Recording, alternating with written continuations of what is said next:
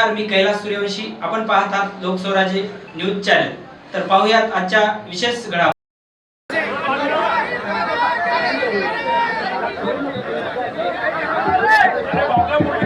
Hello hello, Bharat माता की, भारत माता की, छत्रपती शिवाजी महाराज की, भारतरत्न डॉक्टर बाबासाहेब आंबेडकरांचा, लोकशाही नवशाहीचा. मंचावर उपस्थित मातंग समाज, वाल्मिकी समाज, इतर विविध समाज जे उपवर्गीकरणासाठी या ठिकाणी आलेले आहेत, ते सर्व नेते, सर्व त्यांचे कार्यकर्ते, उपस्थित बंधू आणि भगिनींनो, मी आपल्याला एक गोष्ट सांगतोय.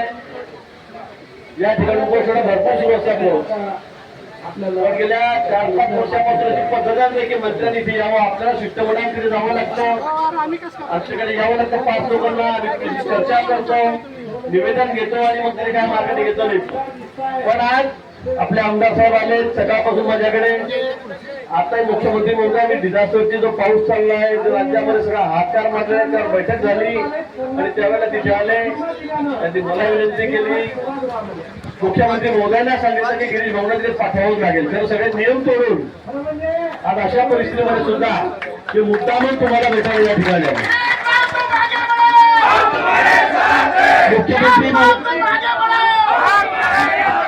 मुख्यमंत्री महोदयांनी मला सांगितलं, नियम काही असला तरी त्या ठिकाणी जा, कारण तुम्ही सर्वजण, आम्हाला माहिती आहे, देवेंद्रजींना माहिती आहे, हे आपले मतदार आहात, 100% आपले मतदार आहात. त्याची जाणीव आम्हाला आहे. माननीय मुख्यमंत्री महोदयांचे फोटोही दाखवलेला आहे. आपण सांगितलं की तुम्ही शब्द दिला होता, बैठक झाली नाही. पण मला चांगलं आठवतं, आपली चर्चा झाल्यानंतर मी शब्द दिल्यानंतर लगेच बैठक त्या ठिकाणी, त्या ठिकाणी आमदार कांबळे होते, आमदार अमित आपले पुण्याचे गौरव ते त्या ठिकाणी होते, तिथे मी पण होतो आणि बैठक त्या ठिकाणी झालेली होती. आता विषय असा झालेला आहे की मेहतर समाजाचे पदाधिकारी म्हणतात का आम्हाला बोलवलं नाही आणि पण आमची बैठक झालेली नाही. शेवटी आपला उद्देश एकच आहे, आपल्याला उपवर्गीकरण झालं पाहिजे की नाही. आपला उद्देश क्लिअर आहे. त्यामुळे बैठक कोणी घेतली, कोण समाज तिथे नव्हता. आता सगळ्या समाजाने जर म्हणतात की वेगवेगळ्या बैठक घ्या, तर मुख्यमंत्री महोदय 10 समाजाशी बोलणार आहेत का? नाही. आपला उद्देश काय, आपला हेतू काय, आपली मागणी काय आपल्या पदरात पडली पाहिजे. आणि सरकार त्या बाबतीमध्ये तुम्हाला माहिती आहे सरकारची भूमिका काय. माननीय देवेंद्रजींची भूमिका असेल, शिंदे साहेब असतील, पवार साहेब असतील, याची भूमिका काय. आणि म्हणून आपण काळजी करू नका. आपण सांगितल्याप्रमाणे वाटल्यास एकदा या 2 ते 3 दिवसामध्ये आदिवासी संपण्यापूर्वी जर वादळ असेल तर कधी झालं. आता मी आपत्ती व्यवस्थापन मंत्री, मी रात्रभर 1 तास झोपलेलो होतो. बघितलं रात्री मी 2 ते 3-4 वाजेपर्यंत मानखुर्दला होतो. सकाळपासून पुन्हा सगळ्या मिटिंग चाललेल्या आहेत. राज्यामध्ये अतिशय अपवादात्मक परिस्थिती आहे. एक महिन्याचा पाऊस एकेका दिवसामध्ये पडतोय. अतिशय कठीण. तुम्ही आला कसं एवढ्या संख्येमध्ये मला तेच कळत नाही या ठिकाणी.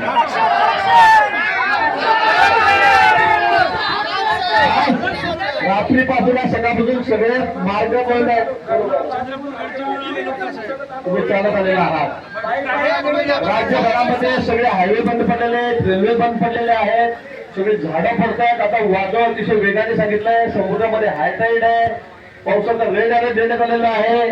2 दिवस आज उद्या. आणि एवढ्या परिस्थितीमध्ये मला आमच्या साहेबांनी मला सांगितलं की इतके लोक आहेत, म्हटलं काही फेकाफेक करू नका. म्हटलं एवढ्या वादळात वरात एवढे लोक आले कसे काय, गाड्या पण ट्रेन पण आले कसे काय,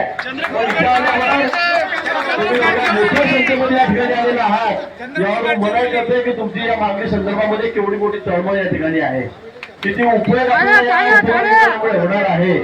आणि म्हणून आपण काळजी करू नका. मी प्रयत्न करतो तर आज 2 दिवसामध्ये वातावरण निवडलं तर सरकार अलर्ट मोडवर आहे. मुख्यमंत्री 24 तास सगळ्या घटनेकडे बघतायत. मी रस्त्यावरच आहे.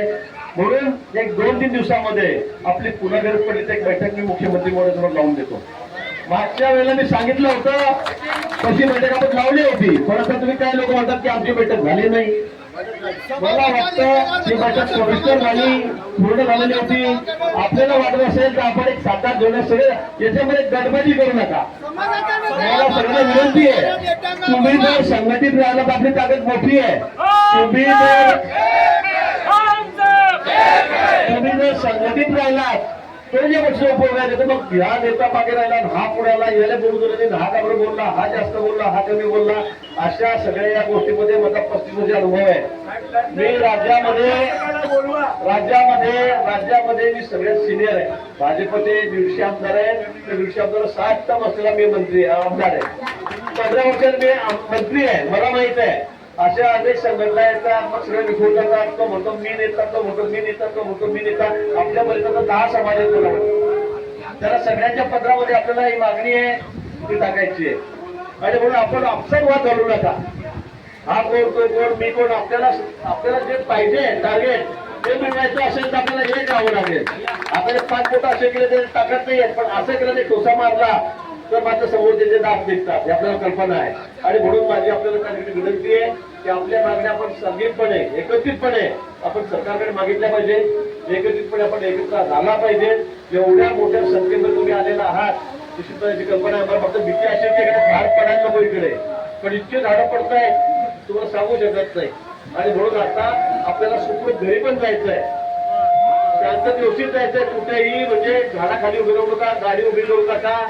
पावसामध्ये कुठेही मोठा पूर आहे, नाल्यांना असेल, पुलावर असेल, पाण्यावर गाडी टाकू नका, जीव धोक्यात घालू नका. राज्यामध्ये कधी नव्हती अशी परिस्थिती आज आलेली आहे. एवढी गंभीर परिस्थिती या ठिकाणी आहे. आणि म्हणून तुम्ही काळजी करू नका. तुमच्या मागणीची जाण आम्हाला आहे, सरकारला आहे, देवेंद्रजींना आहे, शिंदे साहेबांना आहे, सगळ्यांना आहे. आपण आपली मागणी पद्धत करून घेतली असेल तर मी पुन्हा सांगेन की आपण सगळे एक संघ व्हा, एकत्रित व्हा. थोडं वातावरण निवळलं की पुन्हा आपण वाटलं त्या ठिकाणी एकत्रित होऊ, गरज भासल्या. पण सरकार निश्चित तुमच्या पाठीशी आहे. मी सांगेन तुम्हाला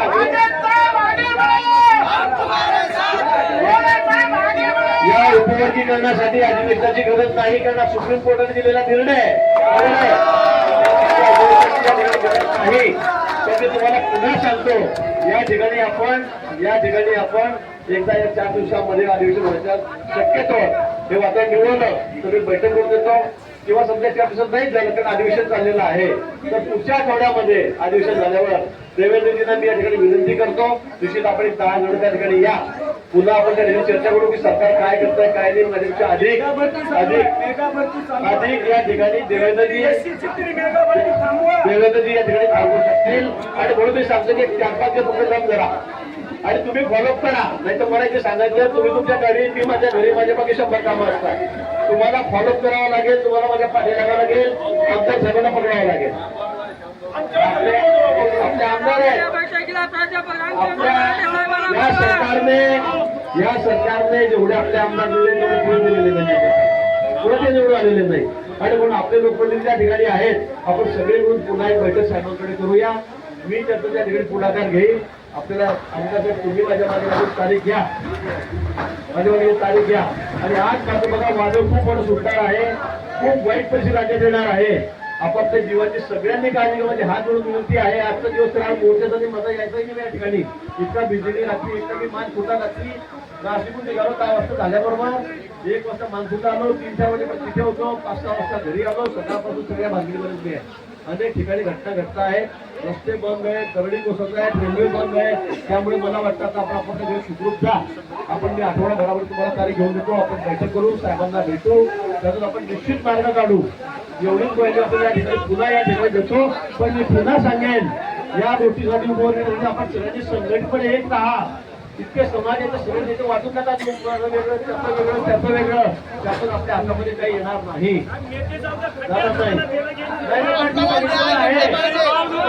मी बघतो आहे की या ठिकाणी आल्यापासून मलाही कळतं आहे, मी सांगितलं मी सगळ्यात सिनियर आमदार आहे, मंत्री आहे, मलाही कळत आहे इथे तिथे वेगळं तिथे वेगळं, हे असं होता कामा नये. आपल्याला जर आपल्या मागच्या पदार्पण देत असेल तर आपण सगळे एकत्रित राहा, संघटित राहा.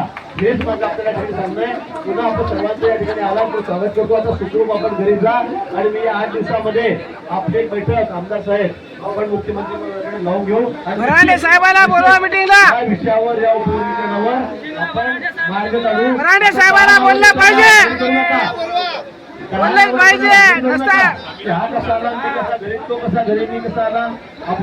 मंत्र्यांच्या गाड्या अडवल्या जातील जर बोलिलं नाही तर. बैठक करू आणि या ठिकाणी निश्चित आपण मार्ग काढू एवढी ग्वाही आपल्याला ठिकाण देतो. मला आता पुढे नाशिकला जायचं, नाशिकला ढगफुटी सांगितलेली आहे. खूप मोठा पाऊस सगळ्यात जास्त राज्यात नाशिकला होणार आहे, म्हणून मला त्या ठिकाणी जायचं आहे. बाकी आपले अनेक ठिकाणी त्या भागीदारी चाललेल्या आहेत. संकट आलेलं आहे. मी त्या खात्याचा मंत्री आपत्ती व्यवस्थापन म्हणून मला 24 तास त्या ठिकाणी लक्ष ठेवायचं आहे. पुन्हा आपल्या ठिकाणी स्वागत. अशाच बातम्याच्या अपडेटसाठी लोकस्वराज्य न्यूज चॅनलला सबस्क्राईब करा, शेअर करा आणि लाईक करा.